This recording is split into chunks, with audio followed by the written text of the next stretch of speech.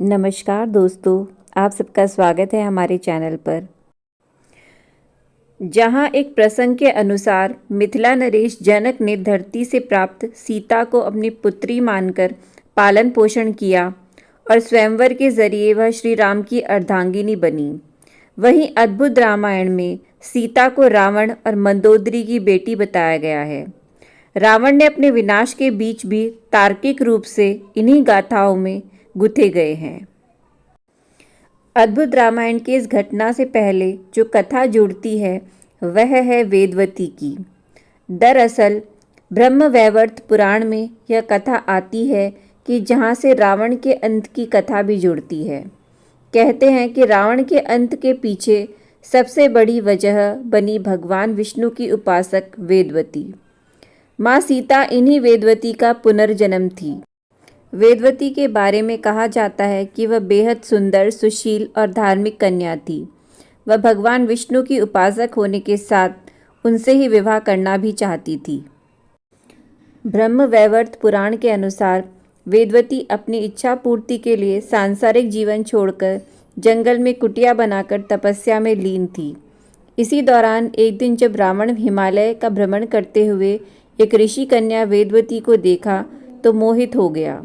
वह कन्या के निकट गया और अभी तक उसके अविवाहित रहने का कारण पूछा। तब वेदवती ने बताया कि उसके पिता उसका विवाह विष्णु से कराना चाहते थे, परंतु एक राक्षस ने मुझ पर मोहित होने के कारण उसने मेरे पिता का वध कर दिया। पिता के वियोग में माता का भी देहांत हो गया। पिता की मृत्यु का बदला लेने के लिए ही उन्होंने तपस्या का मार्ग अपनाया है। रावण ने शुरू में वेदवती को बहकाने की कोशिश की, परंतु उसके नहीं मानने पर उसने वेदवती के केश पकड़ लिए।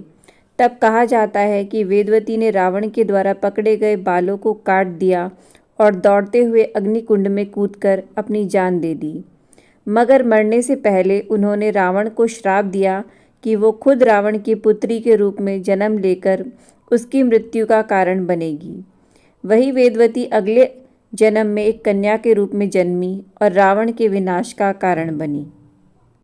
अद्भुत रामायण में ही उल्लेख है। रावण कहता है, जब मैं भूलवश अपनी पुत्री से प्रणय की इच्छा करूं, तब वही मेरी मृत्यु का कारण बने। अद्भुत रामायण के प्रसंग के अनुसार ही दंडकारण्य में ग्रत्समद नाम का एक ब्राह्मण था, जो माँ लक्ष्मी को पुत्री रूप में पाने की कामना से प्रतिदिन एक कलश में कुश के अग्रभाग को मंत्र उच्चारण के साथ दूध की बूंदें समर्पित करता था। कहते हैं उस समय देव असुरों के बीच संग्राम चलता रहता था। कभी असुर देवों पर तो कभी देव असुरों पर आक्रमण करते रहते थे।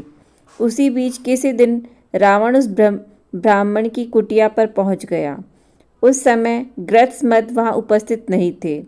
इसका फायदा उठाकर रावण ने आश्रम के अन्य ब्राह्मणों और ऋषियों को मारकर उनके रक्त को उसी कलश में भर लिया। कहते हैं कि रावण उस रक्त कलश को अपने साथ लेकर लंका चला गया, जहां उसने अपनी पत्नी मंदोदरी को उस कलश को संभाल कर रखने को कहा। वहीं मंदोदरी को उस कलश में क्या है इसके बारे में बताते हुए उसने कहा कि यह बहुत ही तीक्ष्ण विष से भरा है।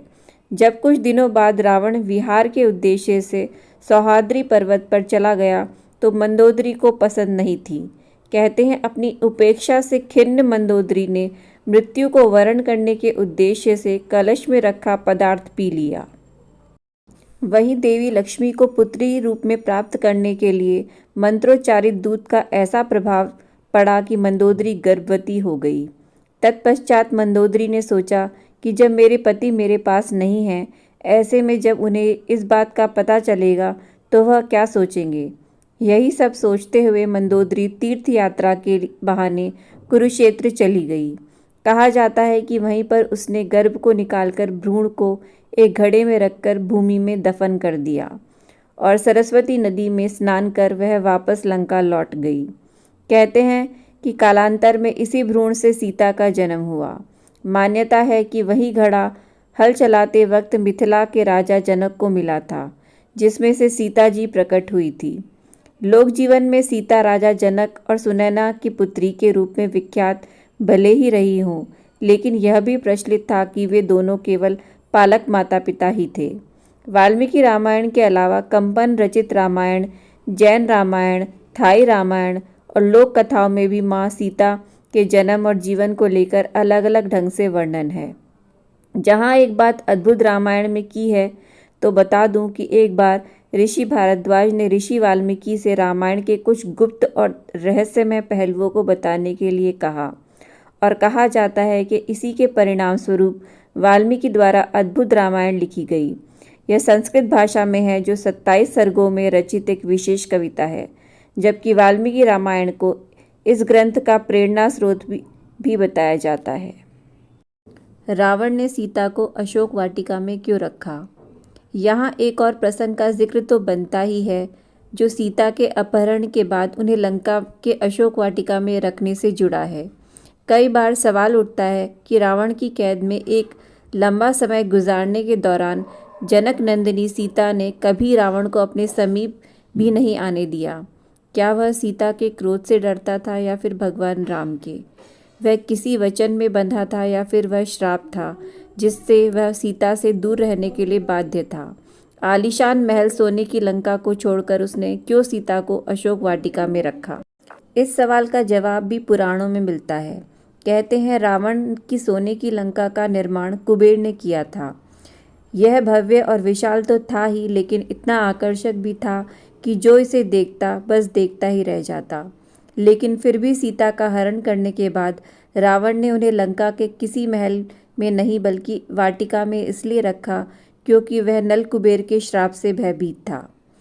इस श्राप से जुड़ा जो प्रसंग है उसके अनुसार स्वर्ग की खूबसूरत अप्सरा रंभा कुबेर के पुत्र नलकुबेर से मिलने धरती पर आई थी और कहते हैं कि जब रावण की दृष्टि रंभा पर पड़ी तो वह उसके सौंदर्य पर मुग्ध हो गया। रंभा ने उसे कहा भी कि वह नलकुबेर की होने वाली पत्नी है, लेकिन फिर भी रावण ने उसका सम्मान नहीं किया और रंभा के साथ दुर्व्यवहार किया। जब इस बात की खबर नलकुबेर को मिली तो उसने रावण को श्राप दे दिया कि जब भी वह कभी किसी स्त्री को बिना उसकी स्वीकृति के छुएगा या फिर अपने महल में जबरदस्ती रखने की कोशिश करेगा तो वह उसी क्षण भस्म हो जाएगा। कहते हैं इसी श्राप की वजह से रावण ने बिना सीता की स्वीकृति के ना तो उन्हें स्पर्श किया और ना ही उन्हें अपने महल में रखा। तो दोस्तों, अगर आपको ये मेरा वीडियो अच्छा लगा हो तो प्लीज़ इस वीडियो को लाइक करें और मेरे चैनल को सब्सक्राइब करें। धन्यवाद।